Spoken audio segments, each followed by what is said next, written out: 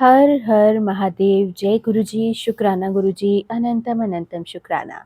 आइए संगत जी, गुरु जी की कृपा प्राप्त करें और शिव पुराण के अगले अध्याय की तरफ चलें, जिसमें आज हम जानेंगे कि महादेव जी के शरीर से देवी का प्राकट्य और देवी के भ्रूम मध्य भाग से शक्ति का प्रादुर्भाव। वायु देवता कहते हैं, तदंतर महादेव जी महामेघ की गर्जना के समान मधुर गंभीर मंगलदायिनी एवं मनोहरी वाणी में बोले, ब्राह्मण, तुमने इस समय प्रजाजनों को और उनकी वृद्धि के लिए जो तपस्या की है, तुम्हारी इस तपस्या से मैं अति संतुष्ट हूँ और तुम्हें अभिष्ट वर भी देना चाहता हूँ। इस प्रकार परम उदार तथा स्वभावतः मधुर वचन कहकर देवेश्वर हर ने अपने शरीर के वाम भाग से देवी रुद्राणी को प्रकट कर दिया। जिन दिव्य गुण संपन्ना देवी को ब्रह्मवेत्ता पुरुष परमात्मा शिव की पराशक्ति कहते हैं तथा जिनमें जन्म मृत्यु और जरा आदि विकारों का प्रवेश भी नहीं है, वे भवानी उस समय शिव के अंग से प्रकट हुई, जिनका परम भाव देवताओं को भी ज्ञात नहीं होता। वे समस्त देवताओं की भी आधीश्वरी देवी अपने स्वामी के अंग से प्रकट हुई। उन सर्वलोक माहेश्वरी परमेश्वरी को देखकर विराट पुरुष ब्रह्मा ने प्रणाम किया और उन सर्वज्ञा सर्वव्यापिनी सूक्ष्मा सद्भाव से रहित और अपनी प्रभा से इस संपूर्ण जगत को प्रकाशित करने वाली पराशक्ति महादेवी से इस प्रकार प्रार्थना की।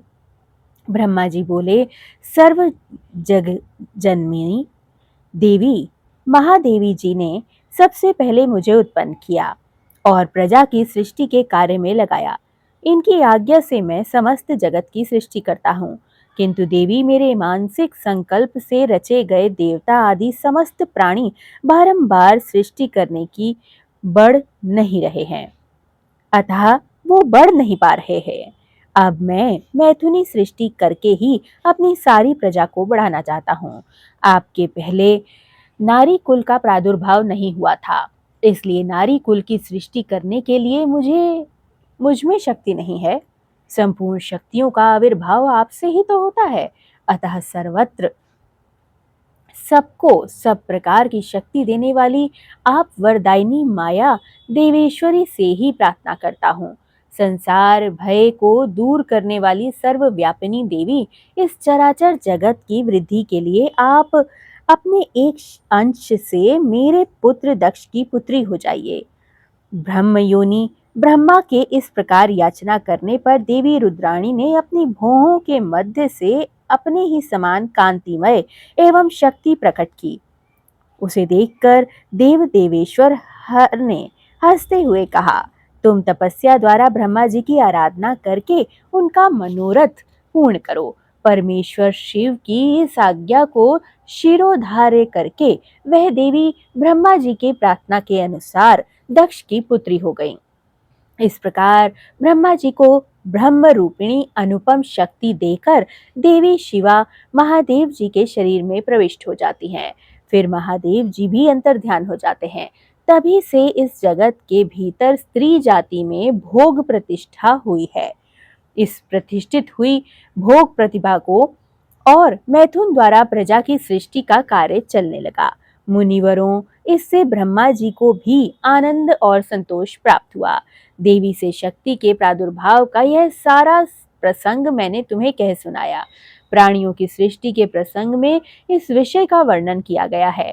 यह पुण्य की वृद्धि करने वाला है, अतः अवश्य सुनने योग्य है। जो प्रतिदिन देवी से शक्ति के प्रादुर्भाव की इस कथा का कीर्तन करता है, पढ़ता है और दूसरों को सुनाता है, उसे सब प्रकार के पुण्य प्राप्त हो जाते हैं तथा वह शुभ लक्षण पुत्र को पाता है। हर हर महादेव। जय गुरु जी, शुक्राना गुरु जी, अनंतम अनंतम शुक्राना। हे महादेव, आपसे मेरी हाथ जोड़कर विनती है, जिस जिस घर में ये पाठ पढ़ा, सुना अथवा दूसरों को सुनाया जाए, उस घर में कभी कलह कलेश का निवास ना हो, कभी कोई रोग बीमारी ना आए। वहाँ सदा माँ लक्ष्मी का वास बना रहे, स्थायी निवास बना रहे। उस घर के पितरों को सदा संतुष्ट स्थान प्राप्त हो और मुक्ति प्राप्त हो। शुक्राना गुरु जी, सर्वथा भला कीजिएगा मेरे महाप्रभु। जय गुरु जी, शुक्राना गुरु जी।